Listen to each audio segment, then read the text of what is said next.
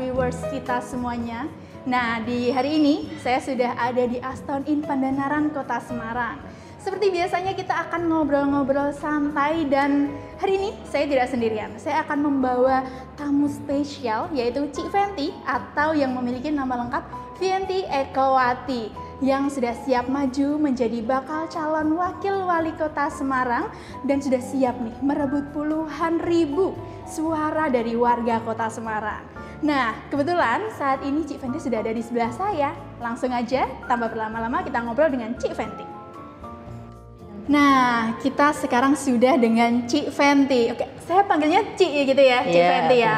Oke, Cik Fenty ini adalah seorang dari politisi Partai Golkar, betul? Iya. Oke, nah spill sedikit ya. Jadi Cik Fenty ini juga salah satu pengurus di PSMTI Jawa Tengah atau Paguyuban Sosial Marga Tionghoa Indonesia, dan Cik Fenty ini sangat memperhatikan seluruh bidang sosial yang ada di kota-kota Semarang karena dengan fenomena yang ada saat ini ya Cik ya, jadi lapangan pekerjaan ini kan sepertinya semakin sempit ya, jadi banyak sekali pengangguran atau orang-orang yang sebenarnya minim pendidikan tapi mereka butuh untuk bekerja, untuk menghidupi kehidupan yang layak dan makmur untuk masyarakat kota Semarang ini gitu.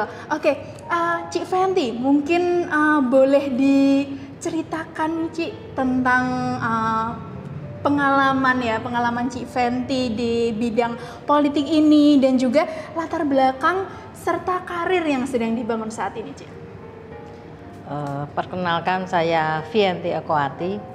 Saya daftar sebagai bakal calon wakil wali kota Semarang. Saya ini adalah pegiat sosial basicnya. Jadi saya sudah tinggal di Semarang sejak tahun 2000-an. Saya tinggal di Semarang dan banyak mengikuti kegiatan sosial yang serba gratis ibaratnya, karena kan banyak ya yang kita di bawah garis kemiskinan. Mereka butuh sehat tapi yang murah, gratis. Dan untuk pekerjaan juga mungkin semua orang butuh menaikkan taraf hidupnya. Betul. Apalagi kemarin dampak COVID itu sangat jelas, karena kemarin saya menemui pemulung, pengamen, terus anak jalanan, mereka bilang, saya dulu jualan, tapi dampak COVID sepi, sampai sekarang masih berdampak. Jadi banyak yang minta pekerjaan sama saya bilang ya nanti saya akan pikirkan sesuai dengan karakter mereka, karena kan pekerja yang benar-benar sukses sama yang pekerja yang biasa itu beda cara berpikirnya. Jadi kita gimana mempelajari karakternya agar bisa menaikkan taraf hidupnya. Itu saya pelajari, dan selama ini juga saya bergerak dalam bidang sosial, ikut pelayanan sosial dari kota ke kota, dari desa ke desa untuk pelayanan pasar murah, ada jual barang-barang murah dengan subsidi dan potong rambut, pijat gratis, dan pengobatan gratis lewat gereja, lewat acara sosial lain, mungkin lewat ada yang minta mungkin dari pemerintah, dari kumpulan orang-orang yang bukan non agama ya ada.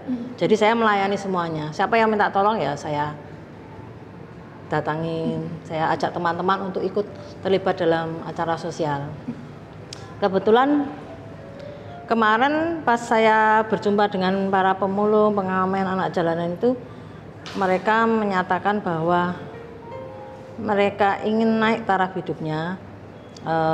Apa sih? Tapi saya kemarin ngobrol-ngobrol dengan seorang yang donatur, mereka bilang dikasih modal juga habis. Ya karena mereka memang bukan mental pengusaha ya. Jadi kita nggak bisa, kita bantu tuh jangan modal berarti. Oh ya oke. Terus beberapa juga ada yang saya kasih pertanyaan, kemarin kamu memperkerjakan mereka bagaimana di hotel? Saya kasih gaji 3 juta, kan suami istri yang kerja 2 orang, ya lumayan lah nek suami istri dapat 3 juta, karena mereka basicnya dari orang pengangguran, yang benar-benar pengangguran yang hidup di jalan. Tapi ternyata mereka kerja 3 hari, mereka sudah gak betah dan keluar. Padahal kan secara logika wis dapat pekerjaan, gaji lumayan loh segitu. Tapi ya karena basic mereka itu, karakter mereka hidupnya di jalan. Jadi terbiasa bebas. Kalau terikat di dalam ruangan ternyata tidak membetahkan, tidak membuat mereka betah. Jadi itu juga saya perlu carikan solusinya. Bagaimana mereka bekerja menaikkan taraf hidup dengan karakter mereka, dengan kehidupan di jalan. Itu adalah PR dari saya sudah beberapa memikirkan dan mungkin itu akan saya praktekkan kepada mereka.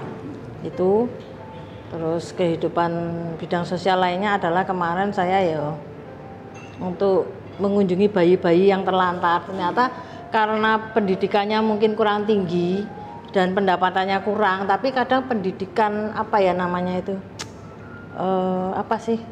seksual itu loh, mungkin masih bebas. Jadi akhirnya pada hamil di luar nikah.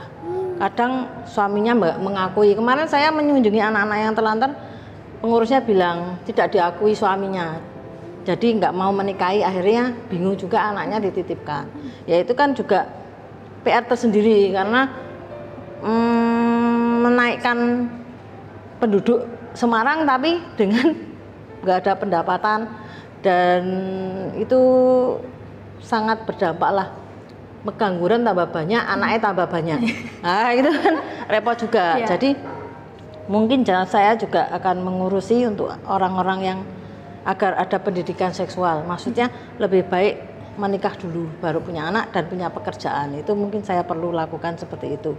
Ada bimbingannya lah itu. Jadi nanti juga saya akan melakukan pelatihan-pelatihan kerja. Saya kan karena badan sosial, kemarin saya menemui teman sesama caleg dulu. Jadi saya pernah jadi caleg.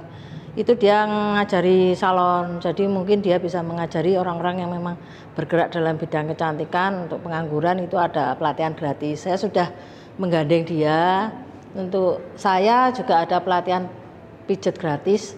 Maksudnya gini loh, dengan modal yang seadanya, kan hanya modal tangan kalau mijet, nggak perlu modal banyak. Kalau kita mau buka salon kan harus ada modal, atau mau buka warung ada modal gede dan belum tentu laku. Kalau pakai modal tangan kan laku nggak laku itu nggak rugi gitu loh.